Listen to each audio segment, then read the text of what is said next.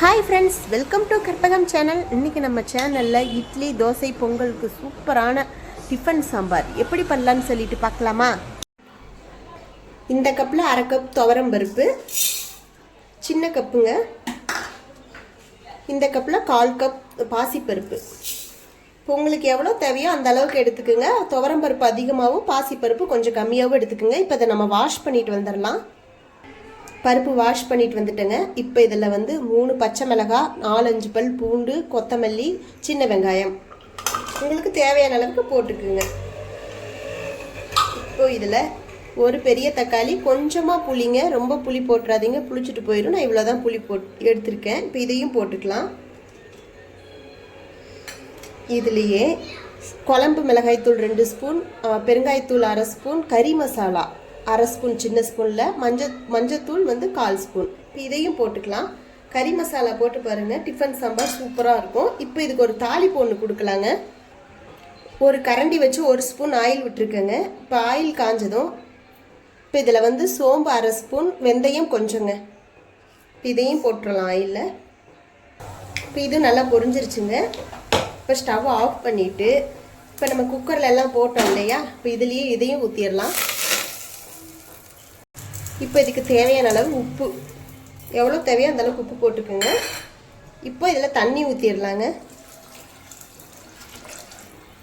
தேவையான அளவுக்கு தண்ணி விட்டுக்குங்க. ஸ்டவ் ஆன் பண்ணிக்கலாங்க. ஸ்டவ் ஆன் பண்ணி குக்கர் மூடியை போட்டுடலாம். கரெக்டாக 4 விசிலுங்க. 4 விசிலுக்கு அப்புறம் நம்ம எப்படி பருப்பு எப்படி வந்திருக்குன்னு பார்க்கலாம். விசில் வந்துடுச்சுங்க. இப்போ நம்ம இதை மத்து வச்சு கடைஞ்சிக்கலாங்க. ஒரு கடை இந்த மாதிரி நல்லா கடைஞ்சிக்குங்க. இப்போ இதில் தேவையான அளவுக்கு தண்ணி விட்டுக்குங்க. உங்களுக்கு சாம்பார் எவ்வளோ திக்னஸ் வேணுமோ அந்த அளவுக்கு தண்ணி விட்டுக்குங்க. இன்னும் கொஞ்சம் திக்காக இருக்கிற மாதிரி இருக்குங்க, ஏன்னா கொதிக்க விட போகிறோம், அதனால இன்னும் கொஞ்சம் தண்ணி விட்டுக்கிறேன்னா. இப்போ இது கரெக்டாக இருக்குங்க. இப்போ நம்ம இதுக்கு ஒரு தாளிப்பு கொடுத்துடலாங்க. கடாய் வச்சு எண்ணெய் விட்டுருக்குங்க. இப்போ எண்ணெய் காஞ்சிருச்சுங்க. இப்போ இதில் கடுகு, ஜீரகங்க. கடுகு ஜீரகம் பொரிஞ்சிருச்சுங்க. இப்போ நம்ம இதில் 1 கொத்து கருவேப்பிலை, 2 காஞ்ச மிளகாய் இதையும் போட்டுக்கலாம்.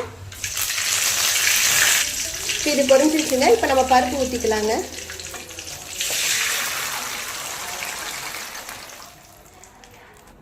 இப்போ சாம்பார் ஊற்றிட்டோங்க. இப்போ இது ஒரு கொதி வரட்டுங்க. அதுக்கு முன்னாடி இப்போ இதில் கொஞ்சமாக நாட்டு சர்க்கரை, இதில் 1/4 ஸ்பூன் போட்டுக்கலாங்க. இது ஆப்ஷன் தான், உங்களுக்கு வேணும்னா போட்டுக்குங்க, வேணாட்டி பரவாயில்ல விட்டுடுங்க. இப்போ இது ஒரு கொதி வரட்டுங்க. நம்ம கொதி வந்தால் நம்ம டிஃபன் சாம்பார் ரெடிங்க. நல்லா கொதிச்சுட்டு இருக்குதுங்க. இந்த மாதிரி ஒருக்கா டிஃபன் சாம்பார் செஞ்சு பாருங்கள். டேஸ்ட்டு வேறு லெவலில் இருக்குங்க. நம்ம ஹோட்டலில் சாப்பிட்ற டேஸ்ட்டே இருக்கும். இதே மாதிரி ஒருக்கா செஞ்சு பாருங்கள். இந்த வீடியோ பிடிச்சிருந்தா லைக் பண்ணுங்கள், ஷேர் பண்ணுங்கள், சப்ஸ்கிரைப் பண்ணுங்கள். இன்னொரு இன்ட்ரெஸ்டிங்கான வீடியோவில் பார்க்கலாம். Okay, thank you.